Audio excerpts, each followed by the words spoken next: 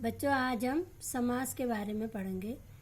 समास जब दो या दो से अधिक शब्द पास मिलने पर नया शब्द और उसका नया अर्थ प्रदान करते हैं तो हम उसे समास कहते हैं। जैसे हिमालय, हिम का आलय, यानी दो शब्द मिलकर एक नया शब्द बना हुआ है। समास के भेद। समास के 4 भेद होते हैं। पहला है अव्ययी भाव समास। जिस सामासिक पद का पहला पद अव्यय हो तथा पूरे शब्द में इस पहले पद की प्राथमिकता हो, वह शब्द अव्ययी भाव समास होता है। जैसे आजीवन, जीवन भर, यथाशक्ति, शक्ति के अनुसार। दूसरा है तत्पुरुष समास। जिस संयुक्त पद का उत्तर पद प्रधान हो तथा दोनों पदों में कोई कारक संबंध हो तो उसे तत्पुरुष समास कहते हैं। जैसे राम वाटिका, शिवालय। तत्पुरुष समास के भी 3 रूप होते हैं। पहला नग्न समास। जिस संयुक्त पद का अर्थ नकारात्मक हो तथा पद के शुरू में अ, अन आए तो वह पद नग्न तत्पुरुष होता है। जैसे अनादि, असंभव, ये नग्न समास है। नंबर 2 है कर्मधारय समास।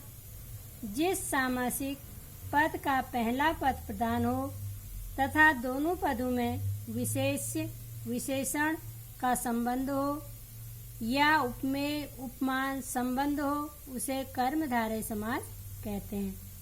जैसे मुखचंद्र, श्वेत वसन, ये कर्मधारय समास। द्विगु समास। जिस संयुक्त पद का पहला पद संख्यावाची विशेषण हो किंतु वह संख्या समूह रूप में परंपरागत मान्य हो, उसे द्विगु समास कहते हैं। जैसे पंचवटी, नवरात्र, ये द्विगु समास है। तीसरा है बहुब्रीहि समास।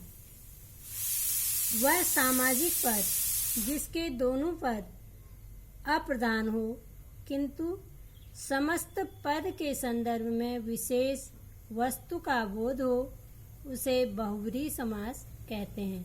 जैसे त्रिशूलधारी, दशानन।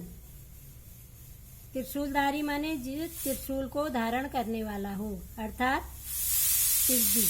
दशानन, 10 सिर वाला, अर्थात रावण।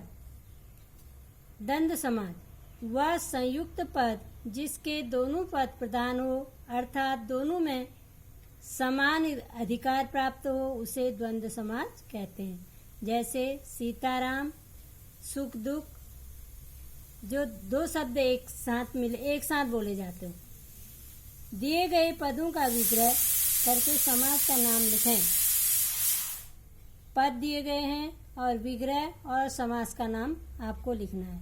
दशानन का विग्रह करना है और समास लिखना है। चरण कमल, इसका विग्रह करना है और इसके समास लिखने हैं। नवचर, इसका विग्रह करना है और समास लिखना है। यमुना जल, श्वेतांबर, आजीवन, सप्तलोक, चतुर्भुज, ये आपका गृह कार्य है। इसके विग्रह और समास आपको लिखने हैं।